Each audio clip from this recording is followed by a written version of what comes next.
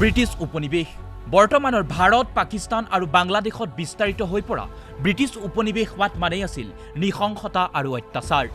উপনিৱেশিক শাসনৰ অধীনত থকা বহু অংশত যদিও বিদ্ৰোহ অথবা বিপ্লৱ দেখা গৈছিল, ব্ৰিটিছে অতি সহজেই তেওঁলোকক দমন কৰিবলৈ সক্ষম হৈছিল, লাগিলে এয়া স্বাধীনতা সংগ্ৰামেই নহওক কিয়।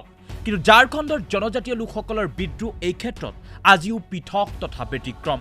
কামান আৰু বন্দুকেৰে সজ্জিত হোৱা স্বত্তেও জনজাতীয় লোকসকলৰ সন্মুখত ব্ৰিটিছসকল কঁপি উঠিছিল, কিয়নো পৰম্পৰাগত অস্ত্ৰ যেনে কাৰ আৰু ধনু আদি চলোৱাৰ ক্ষেত্ৰত গেৰিলা যুদ্ধত দক্ষ এই লোকসকলৰ সন্মুখত ব্ৰিটিছেও অস্ত্ৰ সম্বৰণ কৰিবলৈ বাধ্য হৈছিল।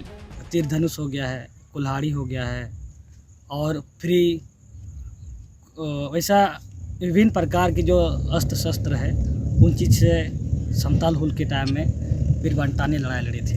अंग्रेज़ों के सैनिक में बड़ा भयव्याप था, वे त्रस्त थे, उनके पास अत्याधुनिक हथियार थे, लेकिन उसके बाद भी उन्हें यह भय बना रहता था कि किधर से संथाल गुरिल्ला युद्ध करेंगे, उन्हें यह जानकारी नहीं होती थी और काफ़ी सैनिक भी मारे गए थे। জনজাতীয় লোকসকলৰ বাবে এই পৰম্পৰাগত অস্ত্ৰ শস্ত্ৰসমূহ এক বিশ্বাসৰ বিষয় আছিল, কিয়নো তেওঁলোকে বিশ্বাস কৰে যে এই অস্ত্ৰসমূহে তেওঁলোকক এক বিশেষ ক্ষমতা প্ৰদান কৰে। সাধাৰণতে নিজকে সুৰক্ষিত কৰাৰ বাবে জনজাতীয় লোকসকলক ধনু, কাৰ, লাঠি আদি বহু পৰম্পৰাগত অস্ত্ৰৰ ব্যৱহাৰৰ সৈতে অভ্যস্ত কৰি তোলা হয়। কিন্তু সময়ৰ কলাতো এইসকল লোক সমানেই দক্ষ। কম বয়সৰ পৰাই জনজাতীয় লোকসকলক পৰম্পৰাগত অস্ত্ৰ ব্যৱহাৰত অভ্যস্ত কৰি তোলা হয়। और तीर धनुष में बहुत बड़ा शक्तियाँ मिलती है। ये मारामबुरु जाहिर इलाका भी उनका एक देव देवता जो हम लोग मानते हैं उन पर एक भक्ति की तरह उन पर प्राप्त किया हुआ है। तीर धनुष पर एक बहुत बड़ा एक हथियार है, हम लोग का एक पारंपरिक हथियार है, जिन्होंने सिदो कानो के नेतृत्व में लड़ाई करने के बाद अंग्रेज़ों को एक तीर धनुष से उनको एक इंच राज से उसको भगाया गया था। अगर धनुष से तीर को अगर छोड़ दिया जाता था तो लगभग 200, 250, 300 मीटर तक वो तीर जाता था और अपने दुश्मन को लगता था।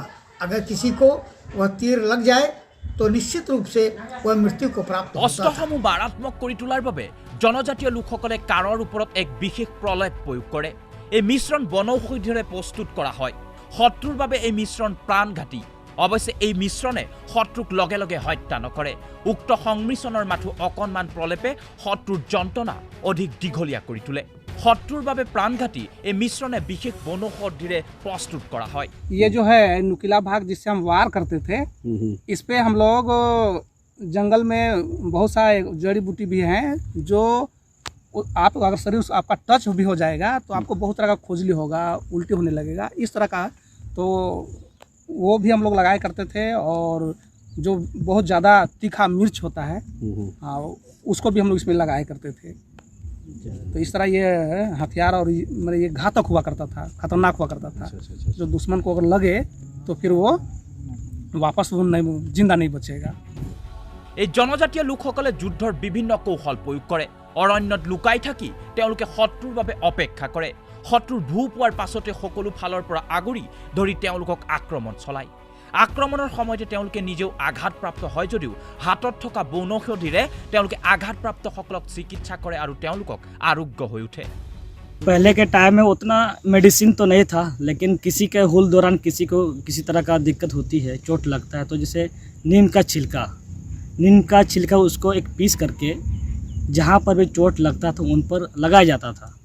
और उनमें लगाने के बाद ही साथ साथ अपना मन में मंत्र होता था, तो मंत्र के माध्यम से उसको भी एक बोला जाता था कि अपना देव देवता को याद करके, और साथ ही किसी को चोट लगता है तो उनमें तुरंत साथ ही साथ खत्म हो जाता था। পৰম্পৰাগত অস্ত্ৰ শস্ত্ৰ ব্যৱহাৰত জনজাতীয় লোকসকল যথেষ্ট নিপুণ হোৱাৰ আঁৰতে আছিল তেওঁলোকে বাস কৰা ঠাইসমূহত বাঁহ আৰু লুৰ উপাদানৰ বাবে সহজলভ্যতা। জনজাতীয় লোকসকলৰ বাবে বাস কৰা ঠাইসমূহত বাঁহ আৰু লুৰ সহজলভ্য আছিল। और हमारे पास जो हथियार बनाने का जो साधन है वो पर्याप्त मात्रा में बांस उपलब्ध है। और बांस बिल्कुल ही लचीला है और इसी को हमेशा हमारे पूर्वज सब धनुष बनाने का काम किए हैं। জাবৰা পাহাৰীয়াৰ পৰা দিছু কানুহা আৰু নীলাম্বৰ পিতাম্বৰৰ পৰা বিৰছা মুণ্ডালৈকে দেশৰ স্বাধীনতাৰ বাবে প্ৰথম শ্বহীদ হোৱা সকলোৱে পৰম্পৰাগত অস্ত্ৰ শস্ত্ৰ ব্যৱহাৰত পাৰ্গত আছিল। জনজাতীয় লোকসকলৰ বাবে এই যুদ্ধ কেৱল স্বাধীনতাৰ বাবেই নাছিল, যিহেতু তেওঁলোকে পানী আৰু বনভূমিকো ঈশ্বৰ হিচাপে গণ্য কৰিছিল, সেয়েহে এই যুদ্ধক তেওঁলোকৰ বাবে আছিল বিশ্বাসৰ যুদ্ধ। জনজাতীয় লোকসকলৰ বাবে এয়া কেৱল স্বাধীনতা যুদ্ধ নাছিল, তেওঁলোকৰ বাবে আছিল এয়া বিশ্বাসৰ যুদ্ধ। News desk report, ETV Bharat Assam.